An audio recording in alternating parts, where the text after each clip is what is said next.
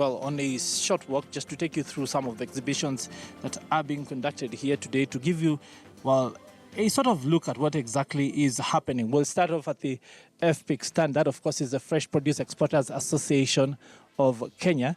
Of course, you can see quite a bit going on here in terms of be it the exhibitions of vegetables, be it the exhibitions of booklets, the various things that stakeholders along the value chain need and can get in order to assist them in terms of, business or any position along the value chain. We want to get a sense of what exactly is going on here today and talk to some of the exhibitors. Good afternoon, sir. Please tell us your name and what exactly you're doing here today. My name is Boniface Mulandi. Yes. I work for Fresh Produce Exporters Association of Kenya. The Fresh Produce Exporters Association of Kenya is a membership organization which brings together growers and exporters of fresh fruits, yes, vegetables. It also supports its members through trainings, yes, capacity building, market information, and also assisting in issues of market requirements, food safety issues, and all that, yes. Yeah, so what exactly are you doing here today? Does this fit into your mandate? Today, we just showcasing what our members do export, the nature of packaging, what the presentation, the different packaging, the different presentations in what we do export. That is what we're showing the people who are coming around. Yes. Yes. I can see various vegetables. I can see baby corn. I can see snow peas. I can see peas. I can see mango slices. I can see very many other things, including carrots and other vegetables. What are the various markets for these goods? The markets are wide. We have our major market is in Europe, and we have a good market for our product in Middle East as well, and also our neighbors. Yeah, we do export a lot of fruits. Talk of mangoes, talk of oranges. We do business with our regional neighbors. Thank you very much there, sir. Well, indeed, just to mention that later on we will be talking to the CEO of that organization. His name is Hosea Machuka, and we'll, of course, be looking at what exactly that organization's mandate is, how they have been working to sort of fulfill that, and how exactly they fit into the entire value chain for farmers and assisting them achieve, their business goals.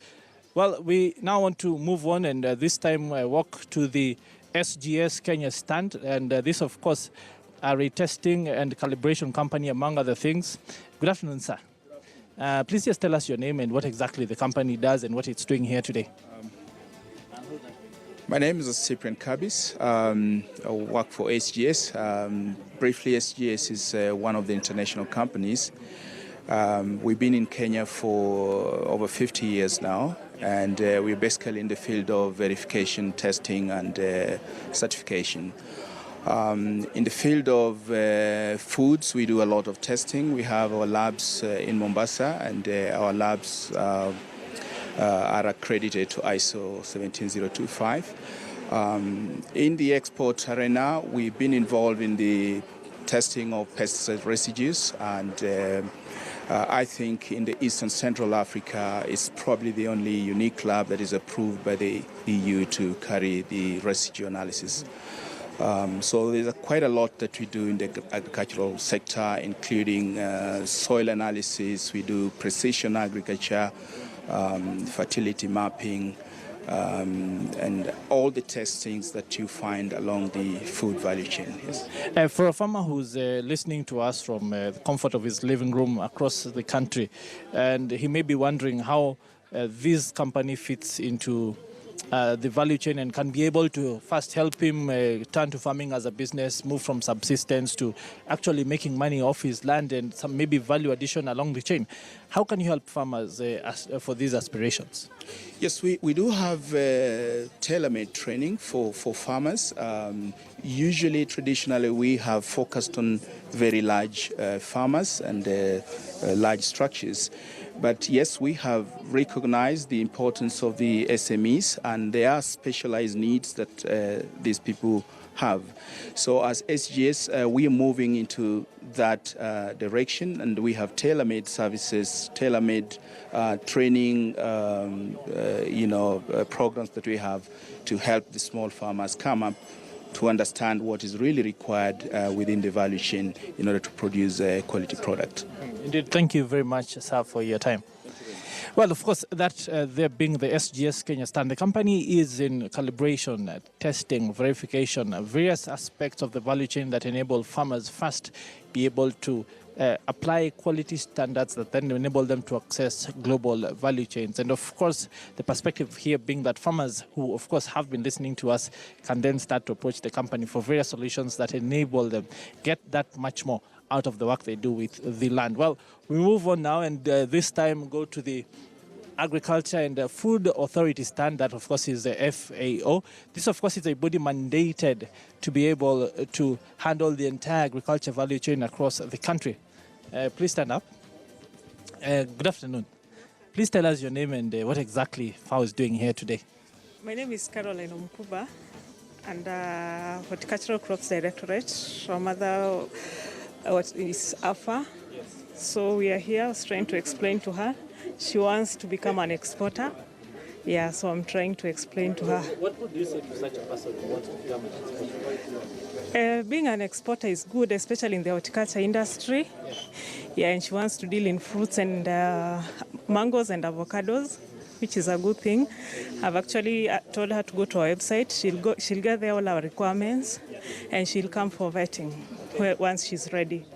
Yes. Madam, just take a step forward there. Please start by telling me your name.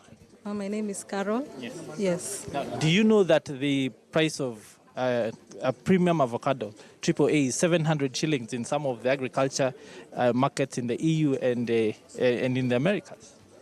Oh, I was not aware of that fact, but it's good you pointed it out.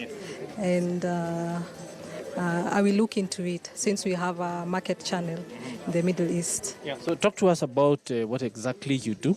Are you a smallholder? Are you a large company? Are you a farmer? Where exactly along the value chain do you fall? Okay, we are a trader.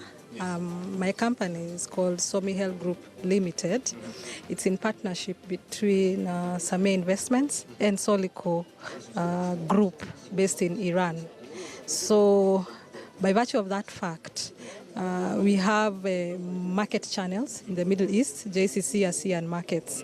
Yes, and so I'm working backwards now because you have to be compliant, have your license, so that you become an exporter. And at the end of the day, we want to promote our country in terms of foreign exchange earnings. Yeah. What has it been like? Because for a lot of young people, they keep saying these things are challenging, there are no opportunities, that sort of thing. Where did you start off? And have you been able to get adequate support from all these bodies like we can see here today? Yes, they are very helpful.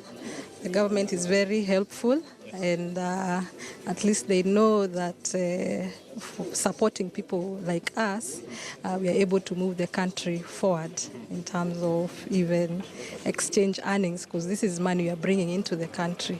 Yes. The average price of an avocado in the American market is $2.99 for each. That's about 299 shillings. For each.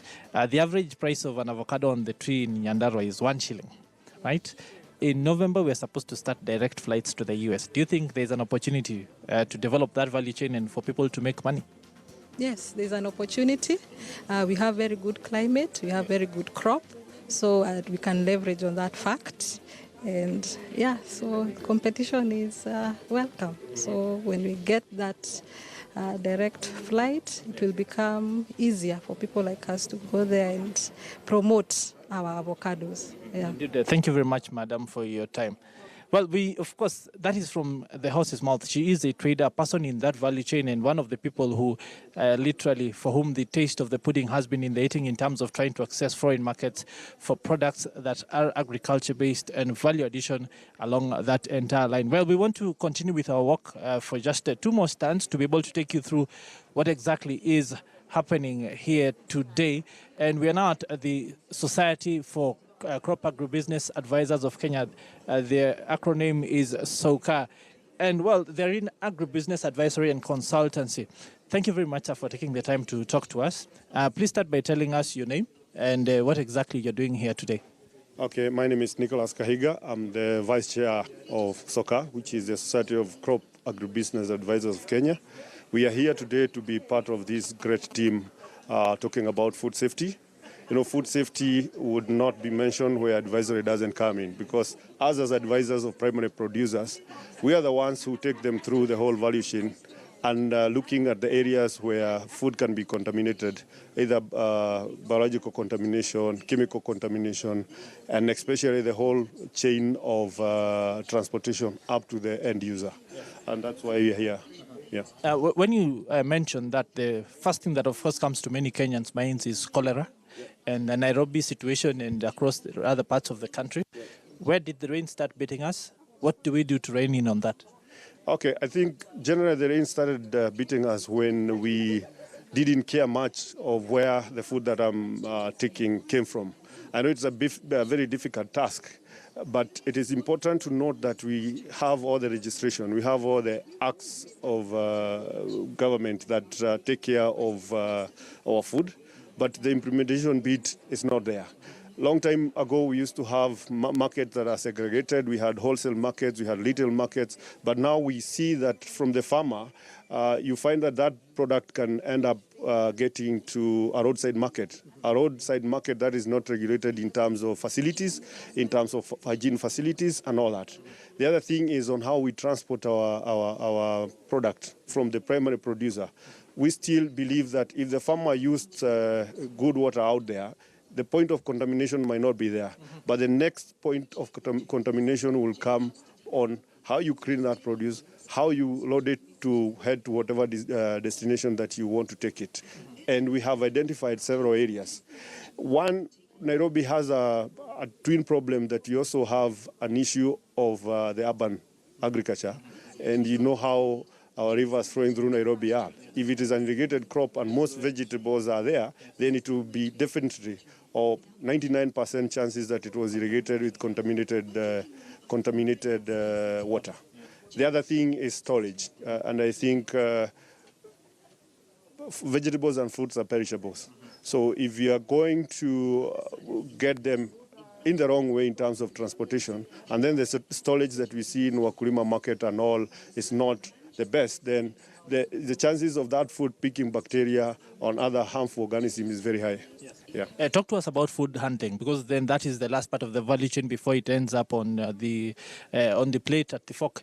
For some people, we also feel that maybe some parts of the value chain have been compromised in terms of assessing the standards of health of players, waiters, chefs, that sort of thing. Could this be the case that is compounding this situation?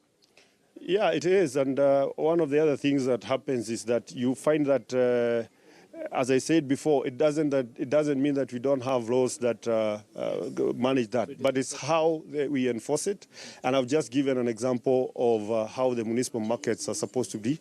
But I think at the moment, if you look at the wholesale markets have now been turned to retail markets. So the control there becomes a big challenge. And then the next thing that happens is when it comes to the public health part of it.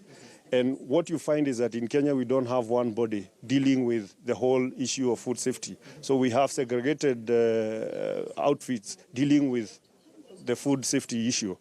And this is what the government and the government officers will always refer as a